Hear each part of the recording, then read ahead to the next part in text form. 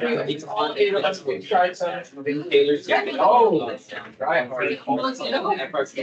I guess I'm curious. It's basically one. It would be nice. Like choose your band. Yeah. Yeah. Okay. I thought that were very. You're supposed to. What he did was he wrapped out nothing.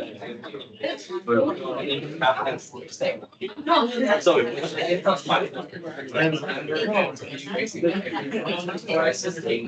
many times did you have the next process? What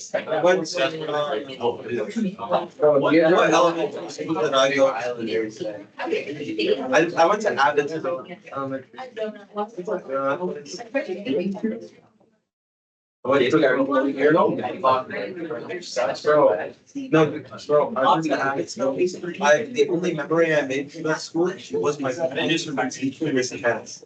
I remember her name to this day. Abbotsville. Oh, wow. No, she was actually a bunch of My elementary school teachers are big rush. I would like be. So she. Guys, let me go over the calendar with you here. Yeah. All right, guys, let me get your attention. So today we're going to do mean value theorem and roles. This is one of the major theorems that is almost guaranteed to show up on the AP exam. Extreme value theorem, mean value theorem, those are the most common. Intermediate value theorem is also potential to show up on the AP exam, but typically they really especially on the free response question portion, there's always something that where mean value theorem shows up. So we'll do that today. Tomorrow we'll do first derivative test, test for concavity, and second derivative test. Sketching a curve after that, and then being able to sketch a derivative graph. And then the last thing to go over is optimization. Again, optimization is not a big, it is in the curriculum, but it doesn't show up much on the AP exam. But really the big picture is you're just finding the critical point. You're just somehow getting to the derivative, setting the derivative equal to 0. And once you find that critical point, that's basically your answer. But it just kind of looks a little messy because it's in the word problem format. And then we'll do a couple of days of review.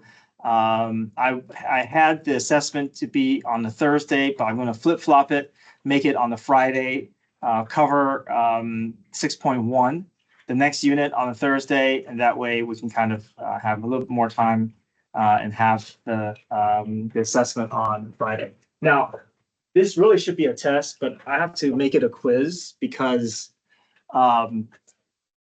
for the 9-week reporting, they need to see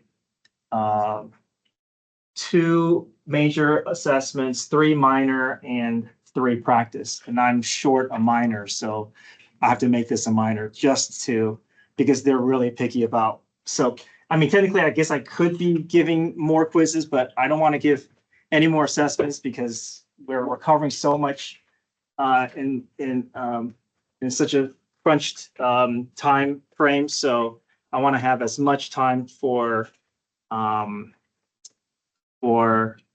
lessons and going over topics. So that's why we're on the short end of assessments, and that's why I have to kind of play around with it and make it a quiz. So, but yeah, that's why this unit is a quiz. And last unit was a quiz too. We have to have more minors than majors at the 9-week mark. Okay, so any questions about the calendar? Okay. All right, so let's go to.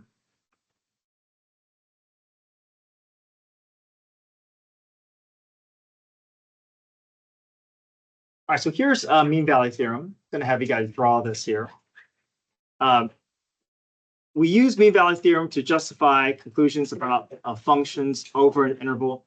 Now, with IVT, intermediate value theorem, we're trying to guarantee a specific y value, right? A specific location. And we can do that if I know that the graph is continuous and I have a graph below my target and a graph above my target, then I know my target is going to be reached somewhere between because I got to connect from this lower point to this upper point somehow. Then we have extreme value theorem, which is allowing us to guarantee a peak, a maximum or a minimum over the course of an interval, right? If I have a closed interval and my graph is connected, I just have to look at the extremes, right? The endpoints and where slope is 0 or slope is undefined. So those are all dealing with finding, guaranteeing a specific location, whether it's a max, a min, or a value that's in between. Here, we're trying to guarantee a location where a specific slope can be guaranteed. So let me read this here. If a function is continuous on the closed interval, so we see that we always have that, anytime there's a theorem, there's always that continuity requirement, okay? So the function is continuous on the closed interval, so that's the bracket with the AB, and differentiable over the interval. So what does differentiable mean? That means, yeah, it's a curved graph, no sharp turns. It's going to be a smooth curve, and the slope is going to exist everywhere. Okay, but the requirement for differentiable is that it only needs to be on the open interval. It doesn't have to be smooth at the endpoints. So that is a slight change in requirement. So bracket for parentheses, sorry, bracket for continuity, but parentheses only for differentiability. Then if I can guarantee I have a smooth curve, then there exists a point C within that open interval where the instantaneous rate of change equals the average rate of change over that interval. So here, maybe this is not as clear here, but the idea is that if I can find an average rate of change between 2 points, let's say the slope between 2 points ends up giving us 1/2 or 1/3 or 2 or 5. Whatever this average slope is, there must be another place on the curve where that slope, that steepness exists at least once. So if there's a steepness of 2 here, there must be at least one other point on the curve where the steepness of 2 occurs. We can visually convince ourselves of that, right? That's whatever the steepness is, we gotta come across that steepness at least once somewhere along this journey between these 2 points. Okay. And that's what this formula is doing. This formula is basically allowing us to find that average rate of change. We're setting it equal to the derivative, and so we're asking the derivative to tell us where else on the curve does this steepness occur, and the derivative is going to help locate that point where this particular steepness is exhibited.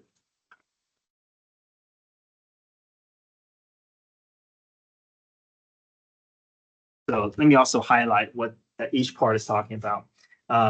So the average rate of change is this piece here. And then the instantaneous rate of change is where we involve the derivative.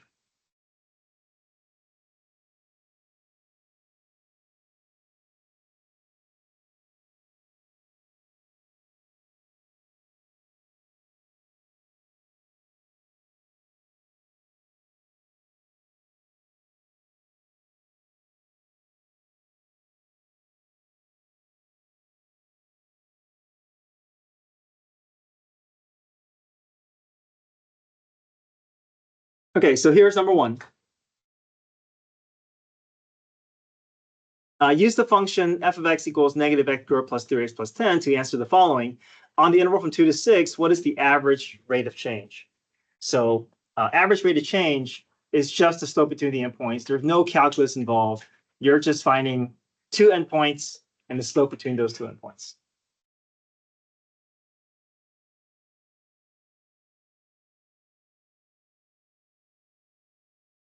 And this is also highlighting how we want to do mean value theorem. Yes. Yes, you'll get to use your calculator for this unit as well. This kind of highlights how we want to go about mean value theorem. We always want to take care of this first. And I know our tendency is we want to start with a derivative because it just feels like it's something that we need. We do need the derivative, But if you find the derivative too soon, you may start doing something with it that we don't want to happen on mean value theorem. So we always want to start off just doing the algebra portion, finding the endpoints, get this out of the way, and that way the derivative doesn't interfere with this process. So let's do that. We're going to find f of 2, and we're going to find f of 6. Okay, go ahead and do that. Plug 2 and 6 into the function.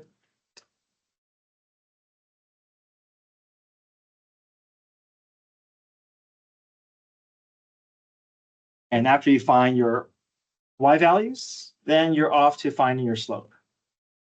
And that is going to be your average rate of change.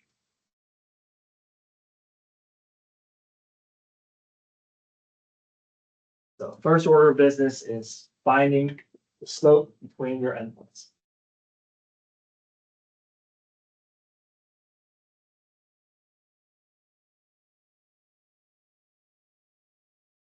Okay, so now we know that our endpoints is 212 and 6, -8. Our slope between the endpoints is just change in y over change in x.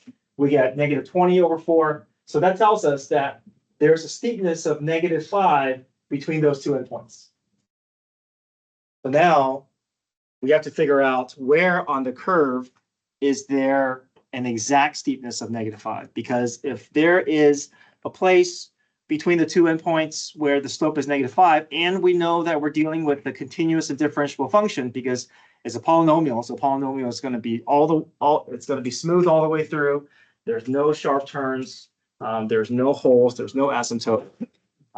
So now we can involve the derivatives. Now we can set the derivative equal to -5, and we can ask the derivative where on the curve is this slope going to exist, and we can solve for x. So f prime, what's f prime going to be? -2x plus 3. So we're going to ask the derivative to tell us what location is there a steepness of -5.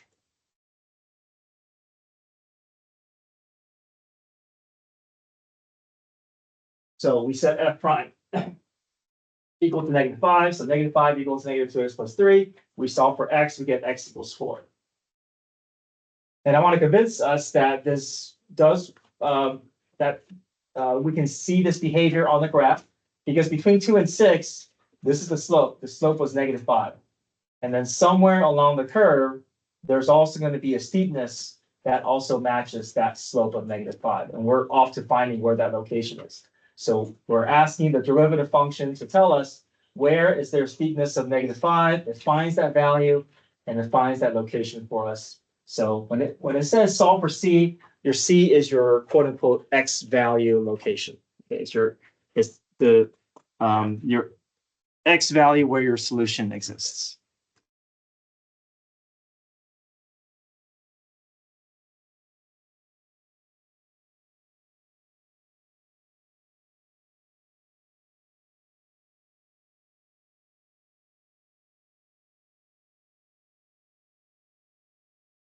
Okay, any questions?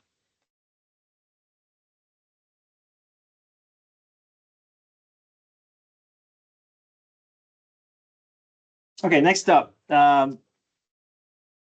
mean value theorem versus intermediate value theorem. Sometimes on a free response question on the AP exam, they may have an IVT and mean value theorem right next to each other to see if students can distinguish between them, because sometimes it's easy to do one step instead of the other, depending on what's needed.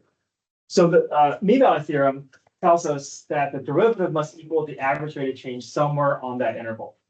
So again, if my two endpoints gives me a slope of 1/2 or 2, I know I can guarantee that that steepness is going to exist somewhere on that interval. Right. Intermediate value theorem is on a given interval, you will have a y value at each of the endpoints of the interval. Every y value exists at least once on the interval. So if we're just looking for some y value across two endpoints, then we want to use IVT. Basically, the intermediate tells us we're looking for some middle value, right? A middle value that exists between our two extreme endpoints, extreme values. Okay, next page.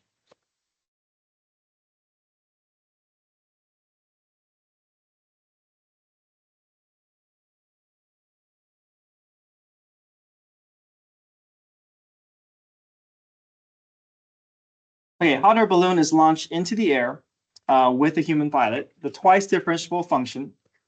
So again, twice differentiable means a smooth curve. That means your condition is going to be met for mean value theorem. Your function is continuous on a closed interval, and your function is differentiable on the open interval. Table gives the values of h of t of the function of the balloon at selected times t. Between 5 and 15, must there be a time wherein the balloon is 50 feet in the air? Okay, so this one,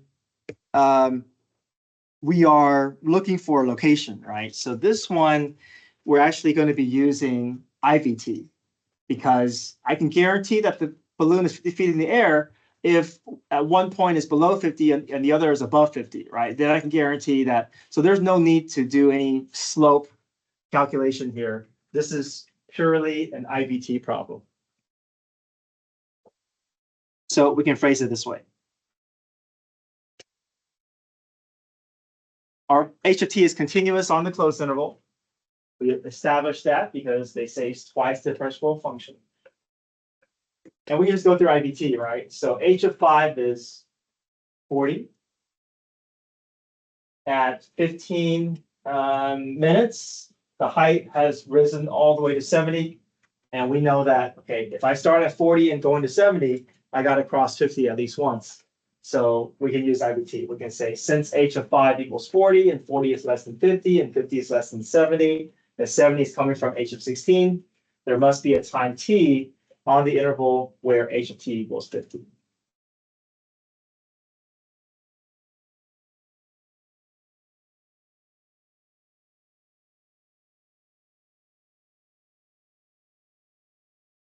So part A, we did not need anything more than this data in front of us.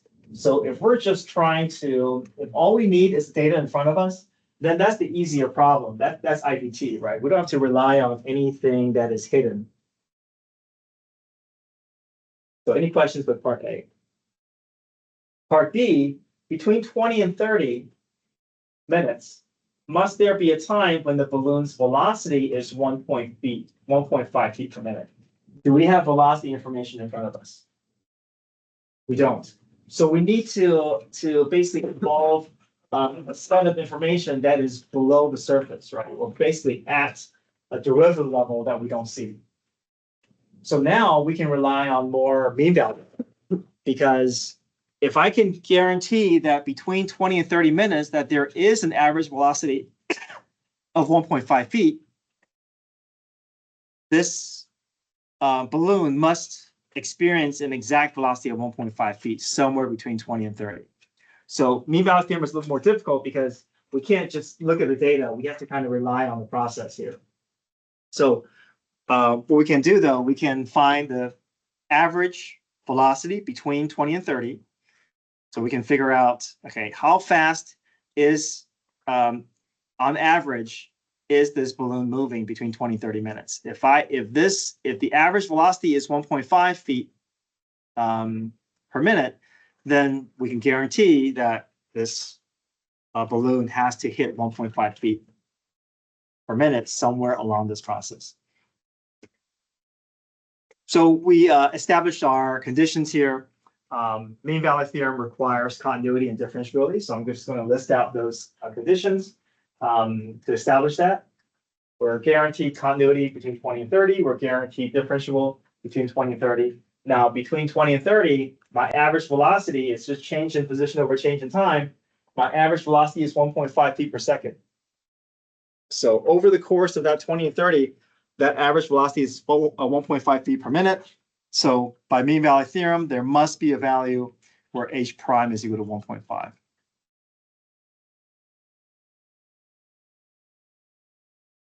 It doesn't mean that every time you see velocity that you're going to be using mean value theorem. It depends on what data is in front of you.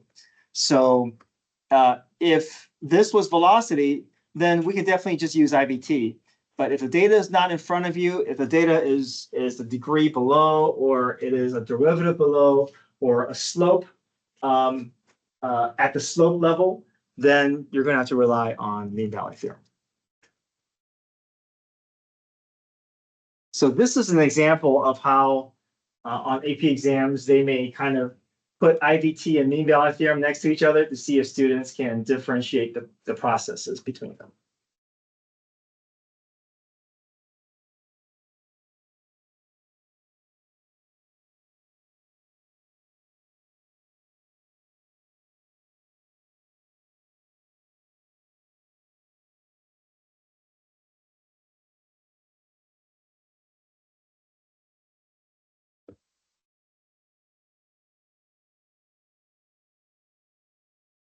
Okay, let's try another practice, bottom of the page. Same, has a similar feel to it. One is IVT, the other is MVT. Can you distinguish the difference? Okay, so read that practice problem and see if you can, if what we just did helps with the bottom part.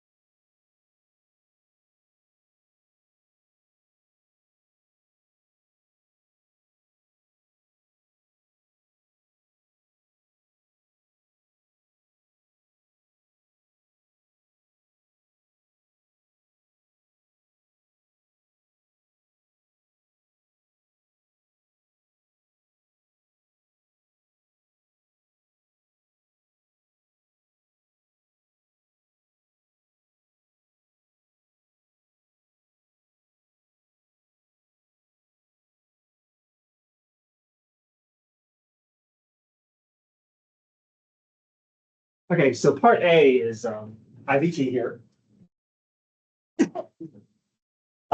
Because everything that we need is in front of us, right?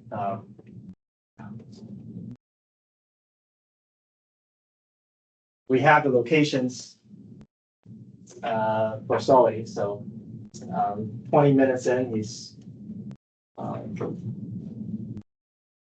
5 meters south, and then 0 minutes in, he's at 0 meters south. So between -5 and 0, he's got to cross -2 some time between.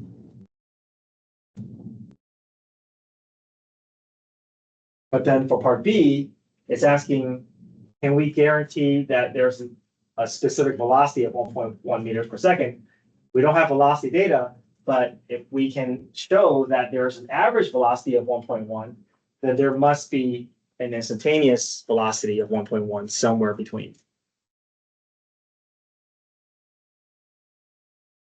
It's like if you're taking a road trip and you calculate that your average speed is 60 miles per hour, then you've got to at least hit 60 miles per hour at least once over the course of your drive, right? There's no way you can have an average velocity, average speed of 60 miles per hour and never reach 60 miles per hour.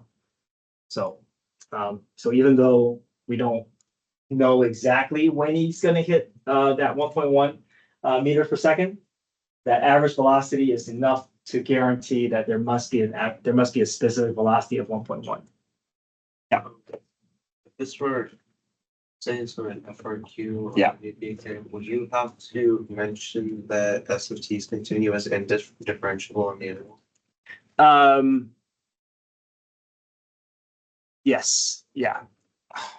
Maybe you could get away with it, but I would say to be on the safe side, we want to always make sure the grader knows that we are that we are hitting all the conditions. All right, we're not leaving anything to chance.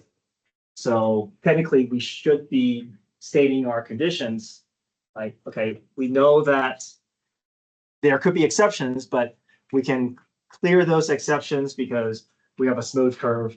There's not going to be any disruptions that's going to cause us to not guarantee this 1.1 meters per second, especially if our average velocity is 1.1.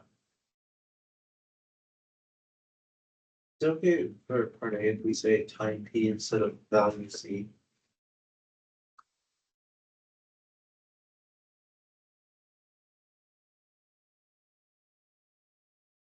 That's fine. That's fine. I use value C here to indicate that is the solution variable. It's a variable specifically for my solution. We use it so much before that I use C, but yeah, I can say a value T such that S of T equals -2. That's fine.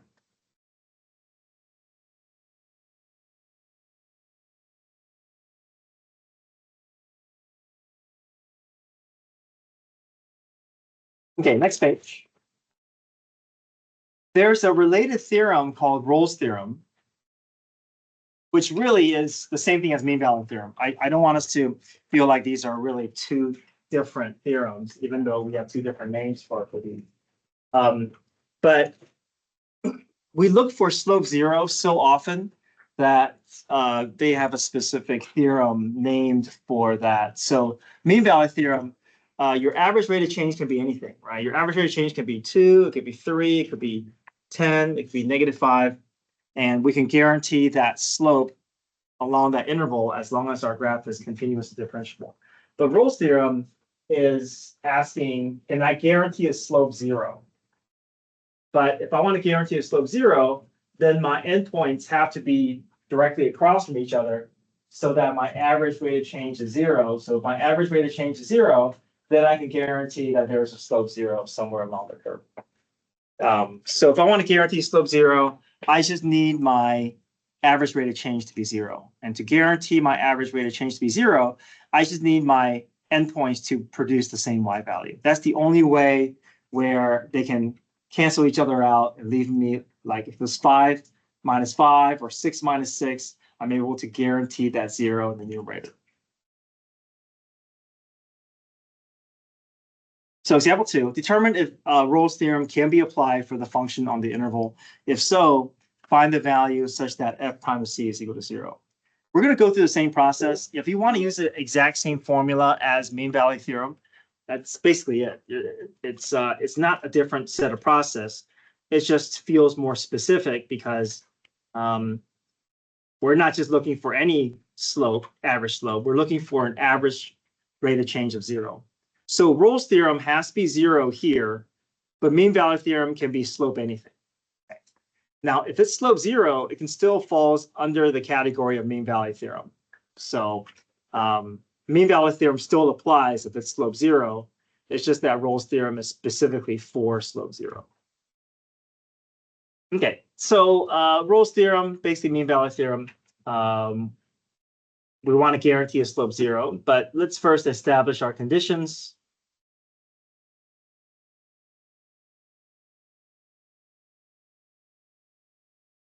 Continuities is with brackets, differentiable is with parentheses.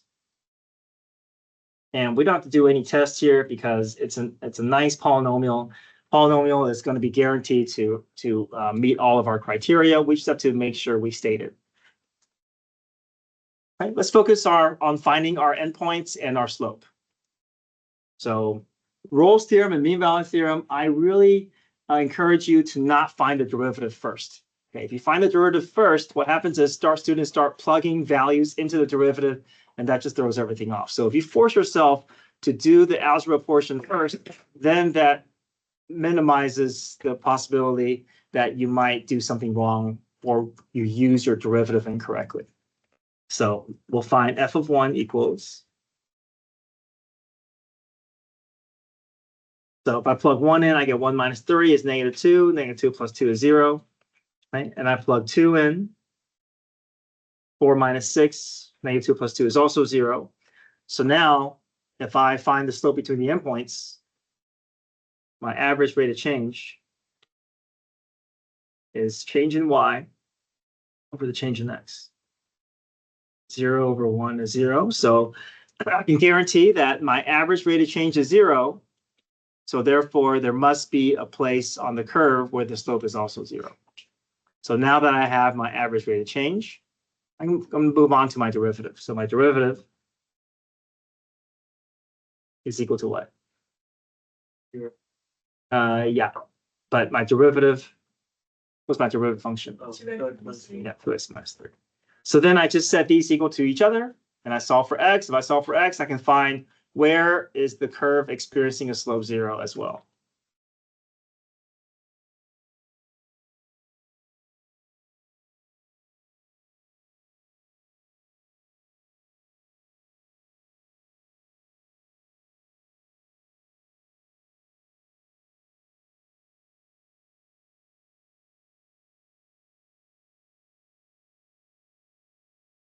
Now, for comparison purposes, let's say f of 1 equals 3 and f of 2 equals 3.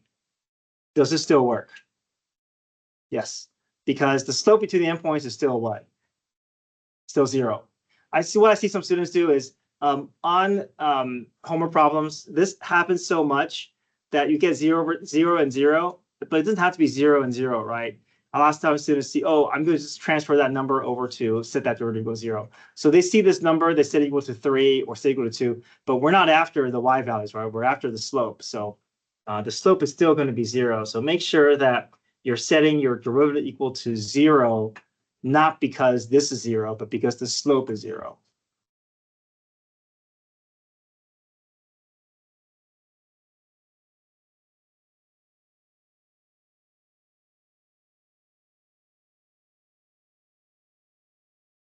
Okay, so we're just going to do a bunch of practice problems for mean value theorem and roles. So let's go ahead and try number 4. I will work through the problem as you guys try it. But try to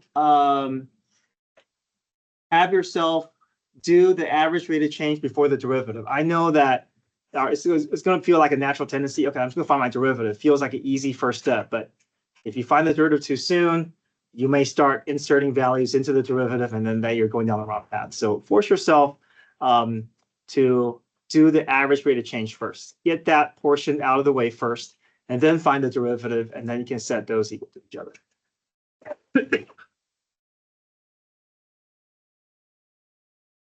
And also, I want us to practice writing out our conditions. On the quiz, I'm looking for your conditions. That's gonna also factor into earning full credit.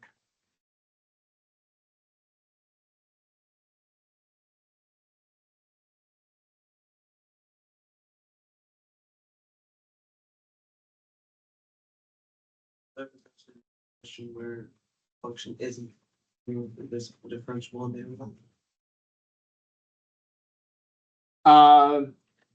I have seen problems like that. I will give you an example in the next day or two, but we're probably not going to expect it on the quiz. But sometimes they do have problems where it's continuous but not differentiable, and that throws off your mean value theorem, Rolle's theorem.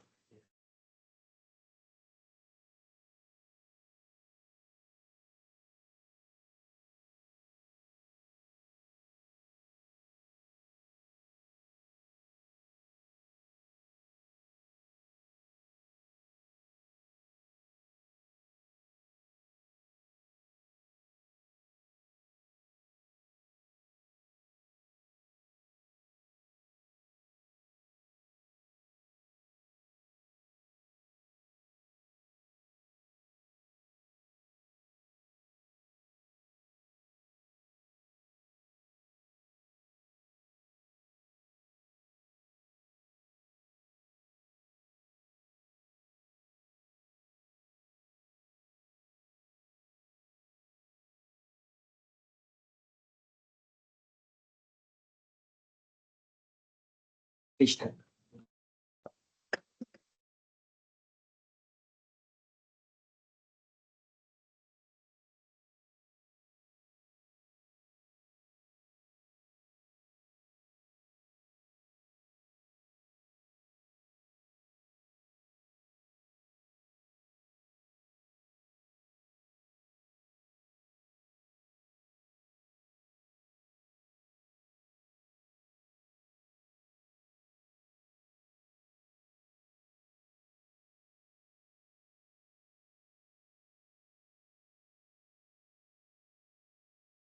Okay, try number 5.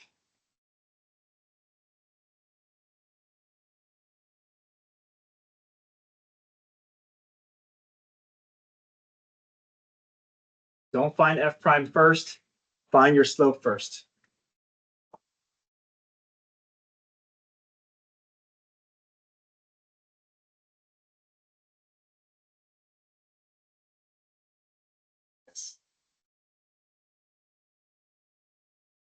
Oh, sorry. 38 minus 16. Oh, I messed up here. Let me see.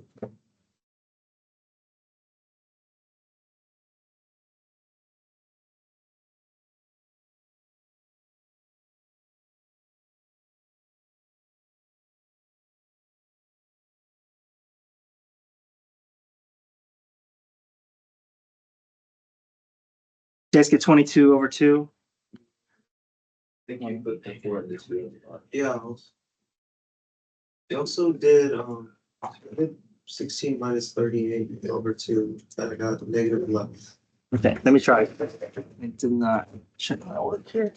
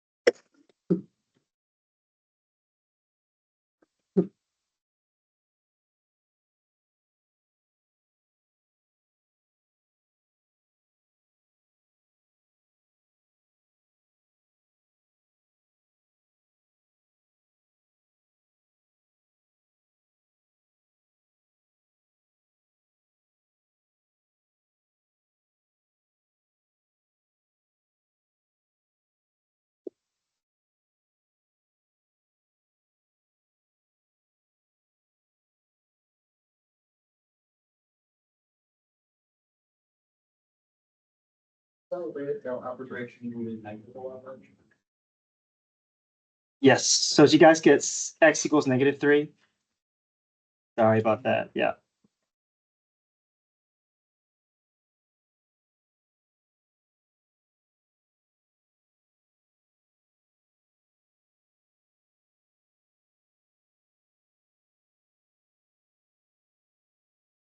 So I got my slope wrong. It should be -22 over 2, which is -11. And then we set our derivative equal to our slope. There's an average slope of -11. Where on the graph does that occur? X is going to end up being -3. So we find our c-value. Make sure that your c-value sits between your endpoints. Anything that's outside is obviously not part of the problem. Also, anything that lands at the endpoint is also not part of our problem as well, because the c-value has to live on the open interval. So there's going to be a guarantee at least one value between. If something is at the end, it would have to be removed. So that's a very subtle distinction with mean value theorem and Rolle's theorem, that your c-value has to live between the endpoints. Shane, Yes. are you looking for us to write C equal to X equals?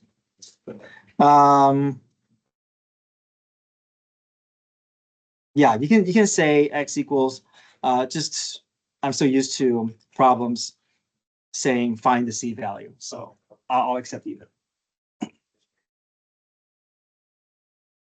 Okay, last one here. Y equals sine of 3x. Let's find the slope between the endpoints and find where that slope can be guaranteed.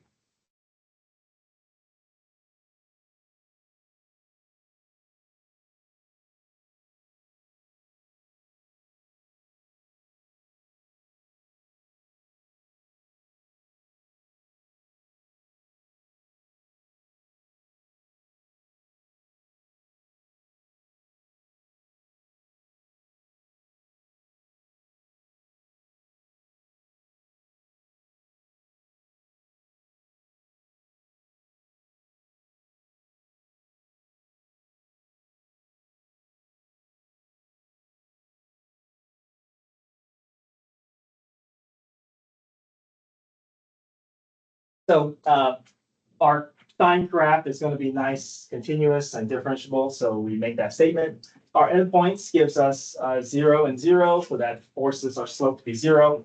We set the derivative equal to 0, and we do inverse cosine, and we ask, okay, where is cosine equal to 0?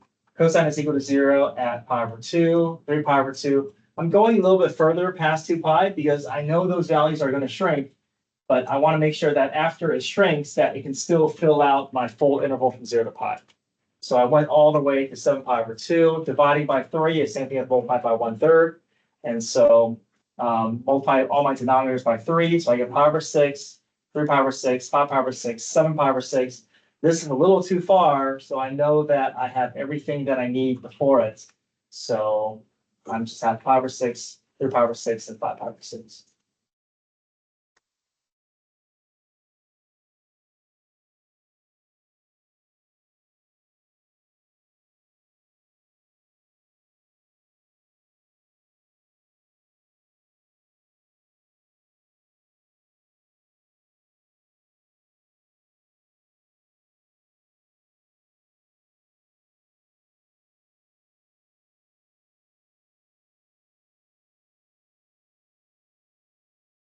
Okay, check your calendar for your homework. Tomorrow we'll do first derivative test for concavity, second derivative test. Okay, come get your phones.